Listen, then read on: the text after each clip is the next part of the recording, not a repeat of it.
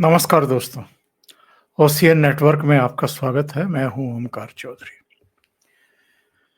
चुनाव को लोकतंत्र का उत्सव माना जाता है और उत्सव शब्द जहां जुड़ा हुआ हो तो वहां तो खुशियों का उसको प्रतीक माना जाता है। लेकिन साहब, गजब वातावरण है।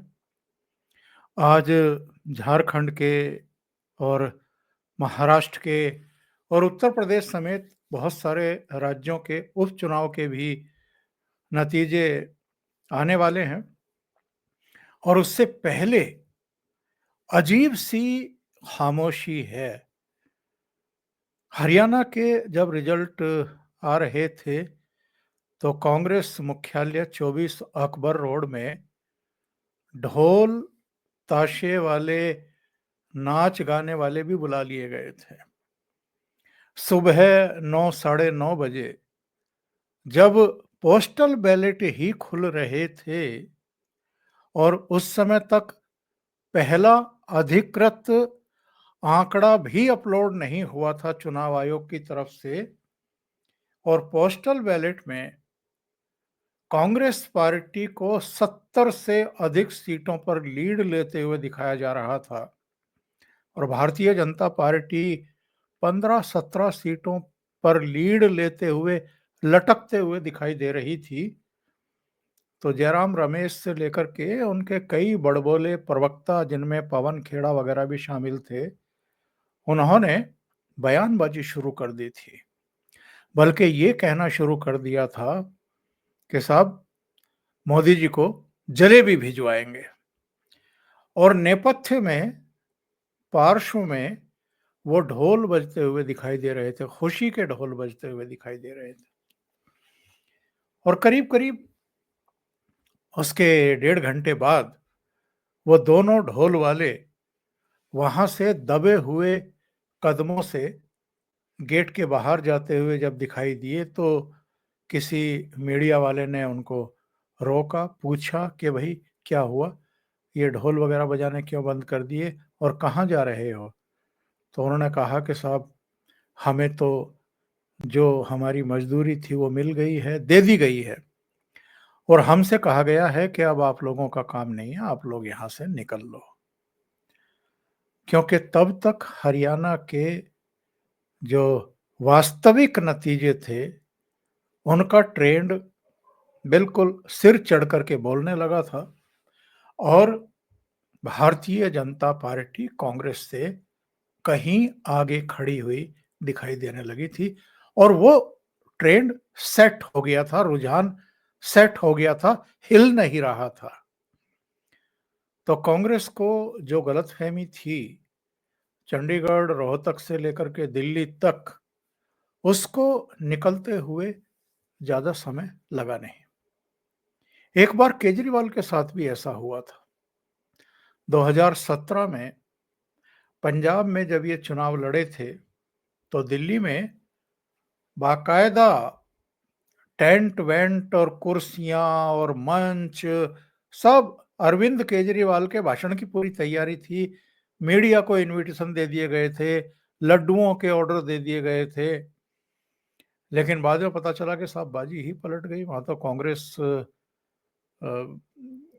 अमरिंदर सिंह के नेतृत्व में कांग्रेस सत्ता में आ गई है और आम आदमी पार्टी तो 18 या 20 सीटों पर ही अटक करके रह गई है। तो जैसा 2017 में केजरीवाल के साथ पंजाब में हुआ था, ठीक वैसा ही 2024 में कांग्रेस पार्टी के साथ हरियाणा में कांड हो गया था। और तब तमाम तरह की बातें कही जा रही थी। ये भी कहा जा रहा था कि भाई, पनौती वहां पर थी। पनौती कौन? योगेंद्र यादव के बारे में कहा गया, राहुल गांधी के बारे में भी कहा गया, जिन्होंने नरेंद्र मोदी के बारे में एक बार पनौती शब्द का प्रयोग किया था और एक बार नहीं, कई बार किया था। और ये जो इकोसिस्टम है, इसने उन नरेंद्र मोदी को पनौती के रूप में प्रचारित प्रसारित करने की बेशर्मी दिखाई थी, बेहयाई दिखाई थी, जो 2002 से ही कांग्रेस को गुजरात में भी पटखनी दे रहे हैं और 2013-14 के बाद से देश के अलग-अलग हिस्सों, अलग-अलग राज्यों में भी पटखनी दे रहे हैं और सेंटर में भी दे रहे हैं। 2014 में भी कांग्रेस हारी, 2019 में भी हारी, 2024 में भी हारी और नरेंद्र मोदी तीसरी बार देश के प्रधानमंत्री बन गए। तो हरियाणा में पनौती कौन हुआ फिर? और वो जलेबी राग उसका क्या हुआ?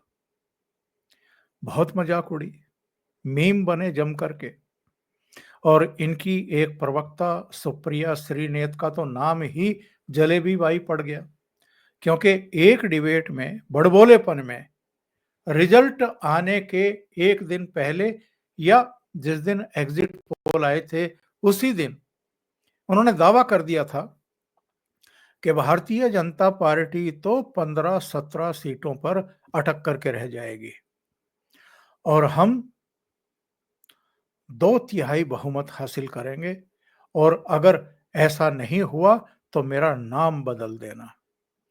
तो बहुत दिनों तक गौरव समेत कई लोगों ने उनका पीछा किया। हर डिबेट में शहजाद पूनावाला ने भी उनसे पूछा कि साहब आपका नाम क्या रखें, आपका नाम क्या बदलें? और वो भागती रही ये कहते हुए कि नहीं नहीं ये मैंने नहीं कहा था, जबकि वो ऑन रिकॉर्ड सभी टीवी चैनलों और सोशल मीडिया मंचों के पास उनकी बात है। बहरहाल आज चूंकि झारखंड, महाराष्ट्र और कई राज्यों के उपचुनाव के नतीजे आ रहे हैं, कांग्रेस इस बार वैसी गलती करने को तैयार नहीं है जैसी हरियाणा के मामले में की थी। बड़बोलापन नहीं है, किसी तरह की दावेदारियां नहीं है, कोई ढोल ढपाड़े भी उनका शोर सुनाई नहीं पड़ रहा है। यानी दूध का जला भी छाछ फूंक फूंक करके पीता है, उस कहावत को कांग्रेस पार्टी चरितार्थ कर रही है। दूसरा जो चेहरा है महाराष्ट्र का, जो खामोश है, वो बरसों चूंकि कांग्रेस की ही राजनीति करता रहा है और उनकी रीति नीतियों से बहुत अच्छे तरीके से वाकिफ है। शरद पवार, वो भी एकदम पिन ड्रॉप साइलेंस जिसको कहते हैं, सुई पटक सन्नाटा उनके खेमे में दिखाई दे रहा है। चुप हैं बिल्कुल, कुछ दावेदारी नहीं, कुछ नहीं, चुप हैं। वो संभवतः समझ रहे हैं कि हालात क्या बन गए हैं। लेकिन सर्वाधिक अगर कोई वोकल है तो वो एक चेहरा है, संजय राउत।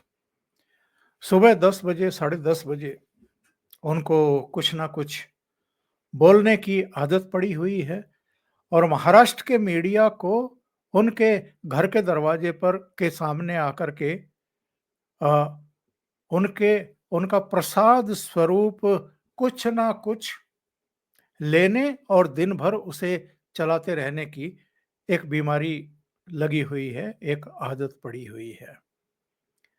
तो संजय राउत, जिनको उद्धव ठाकरे की और शिवसेना की बर्बादी के लिए मूल वजह माना जाता है, वो अभी भी चुप नहीं बैठ रहे हैं। वो अभी भी नयन मटक्का करते हुए, भवें जो हैं वो नचाते हुए कुछ कुछ दावे कर रहे हैं और इन्हीं दावों, इन्हीं बड़बोलेपन की वजह से शिवसेना ने गलती की थी 2019 में। जो उसका जो उसकी मूल पहचान थी, जो उसकी नीतियां थी, जो उसकी दृष्टि थी, जो उसके सिद्धांत थे, उनको छोड़ते हुए अगर उद्धव ठाकरे कांग्रेस पार्टी और एनसीपी के सहयोग से मुख्यमंत्री बन बैठे थे, तो उसके पीछे एक तो उनकी पत्नी का प्रेशर और सलाह मानी जाती है और दूसरे संजय राउत, जो कि उनके सलाहकार थे। तो जिनके सलाहकार संजय राउत जैसे हों, उनका क्या हश्र होता है, वो हम और आप इस समय महाराष्ट्र में देख रहे हैं। वैसे तो टिकटों पर और सीटों पर दावेदारी को लेकर के भी कांग्रेस और उद्धव सेना के बीच में तलवारें तन गई थी। त्याग किसने किया? शरद पवार ने किया। उन्होंने कहा कि हम कम सीटों पर लड़ लेंगे, आप लोग ज़्यादा सीटों पर लड़ लो। और शरद पवार जानते थे कि ये जितनी ज़्यादा सीटों पर लड़ेंगे उतनी ही ज़्यादा सीटों पर हारने भी वाले हैं। हम अगर फोकस करके कम सीटों पर भी लड़ेंगे तो हमारा जो स्ट्राइक रेट है जीत का, वो इनसे बेहतर रहेगा। बहरहाल चूंकि नतीजों का दिन है, तो नतीजों के दिन से ठीक एक दिन पहले रूबिका लियाकत के कार्यक्रम में उद्धव सेना के प्रवक्ता और कांग्रेस के प्रवक्ता तो नहीं कहूंगा, लेकिन उनके खेमे के माने जाने वाले तहसीन पूनावाला के बीच में जो हॉट टॉक हुई हैं, वो सोशल मीडिया मंचों पर वायरल होगी। उद्धव सेना के प्रवक्ता ने उनसे कह दिया कि साहब, अगर मैं देसी लहजे में कहूं तो कांग्रेस को कोई पसंद नहीं करता है, 1% लोग भी पसंद नहीं करते हैं। ये तो उद्धव ठाकरे की एक तरीके से जिद थी कि हम कांग्रेस के साथ मिलकर के चुनाव लड़ेंगे, वरना कोई फायदा नहीं है। तो इस पर तहसीन पूनावाला किस तरह फट पड़े उनके ऊपर। और चूंकि उद्धव सेना की तरफ से ये दावेदारी भी की जा रही है कि साहब मुख्यमंत्री तो हमारा बनेगा, उधर नाना पटोले ने कह रखा है कि मुख्यमंत्री कांग्रेस का बनेगा, क्योंकि कांग्रेस ज्यादा सीटों पर लड़ रही है, उसकी ज्यादा सीटें आने वाली हैं। वैसे तो शरद पवार ने भी यही कहा है कि जिसकी ज्यादा सीटें आएंगी उसका मुख्यमंत्री बनेगा। लेकिन शिवसेना की तरफ से, संजय राउत की तरफ से, उनके प्रवक्ताओं की तरफ से मतगणना के पहले दिन से ही फिर से एक स्टैंड ले लिया गया कि शिवसेना का मुख्यमंत्री बनेगा। वैसे तो एमवीए को बहुमत मिलने नहीं जा रहा है। अगर एग्जिट पोल के सबके आप नतीजे देखें, रुझान देखें, दिशा देखें, तो सब ये कह रहे हैं कि भारतीय जनता पार्टी के नेतृत्व वाली महायुति को ही बहुमत मिलने जा रहा है। और प्रदीप गुप्ता का तो एग्जिट पोल कह रहा है कि 175 से लेकर के 200 सीटों तक, यानी एक तरफा जीत दर्ज कर सकती है भारतीय जनता पार्टी के नेतृत्व वाली महायुति। इसके बावजूद उद्धव सेना के प्रवक्ता किस लैंग्वेज में बात कर रहे थे और तहसीन पूनावाला ने किस तरह उनको खरी खरी सुना दी, वो मैं आपको सुनवा देता हूं।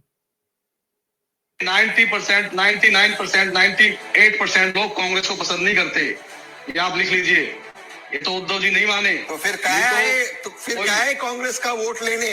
नियाते से वोट लेने। कांग्रेस का कौन सा? आपका तो मराठी मानुस का वोट गया एकनाथ शिंदे जी के साथ, हिंदुत्व का वोट गया भाजपा के साथ, यहाँ पे कांग्रेस का वोट ले रहे, आदरणीय शरद पवार जी का वोट ले रहे। वोट आपको शरद पवार जी का चाहिए, वोट आपको राहुल जी का चाहिए, और टीवी पे आके आपको बोलना है हमको कोई पसंद नहीं करता, हमको मुख्यमंत्री बनना है। अरे आप मुख्यमंत्री थे, आपके नाक के नीचे से आपकी पुलिस आपके विधायकों को दूसरे राज्य में ले गई, आप फेसबुक पे तालियां बटोरते रह गए। अभी यहाँ पे भी रूपिका जी कहेंगे ट्विटर पे सब आपको ताली मारे और फेसबुक पे आपको ताली मार रहे थे, वही तो करते हो आप। फेसबुक ट्विटर, अरे वो दुनिया से बाहर आपका था, नहीं मैं असल दुनिया में आओ, शरद पवार जी की राजनीति करो भाई, मैं सकते नाना पटोले की राजनीति तहसीन पूनावाला। एक सेकंड संजय गुप्ता, एक सेकंड। ये मतलब अभी तो आप लोगों की शादी हुई है, कैसे लड़ रहे हैं आप? शादी कुछ नहीं हुई, ये तो सिर्फ एक समझौता था। ये क्लाइंट कास्ट्रो का सिर्फ, और कुछ नहीं था। ये क्या चल रहा है? कल तो ये शरद पवार जी के बारे में। इसका मतलब आप समझ रहे हैं, जैसे ही हार की खबरें आनी शुरू होंगी वैसे ही ये एक दूसरे के सिर पर हार का ठीकरा फोड़ना शुरू कर देंगे, हार के लिए एक दूसरे को जिम्मेदार ठहराना शुरू कर देंगे। और अगर गलती से इनको बहुमत मिल गया या बहुमत के करीब तक पहुंच गए, तो उसके बाद मुख्यमंत्री पद की दावेदारी को लेकर के जो जूतम बाजार होने वाला है वो दृश्य देखने वाला होगा। उद्धव ठाकरे के बारे में ये कहा जा रहा है, संजय राउत के बारे में भी ये कहा जा रहा है कि अगर बहुमत मिला या बहुमत के नजदीक तक ये पहुंच गए गलती से भी, और उद्धव ठाकरे को अगर मुख्यमंत्री बनाने के लिए शरद पवार और कांग्रेस पार्टी तैयार नहीं हुई, तो ऐसी सूरत में उद्धव ठाकरे इनका भी कोई मुख्यमंत्री नहीं बनने देंगे। उसके बाद उद्धव ठाकरे क्या फैसला ले सकते हैं, जरा इस पर सोचिए। अभी के लिए इतना ही। बहुत बहुत धन्यवाद। अगर आपको ये चैनल और इसके कंटेंट पसंद आ रहे हैं तो लाइक करें, कमेंट करें, वीडियो को शेयर भी करें। अभी तक अगर आपने ये चैनल सब्सक्राइब नहीं किया है तो सब्सक्राइब कर लें, साथ में लगे बेल आइकॉन को दबाना ना भूलें ताकि आगे आने वाले वीडियो और उनके नोटिफिकेशन आप तक पहुंचते रहें। बहुत बहुत धन्यवाद। नमस्कार।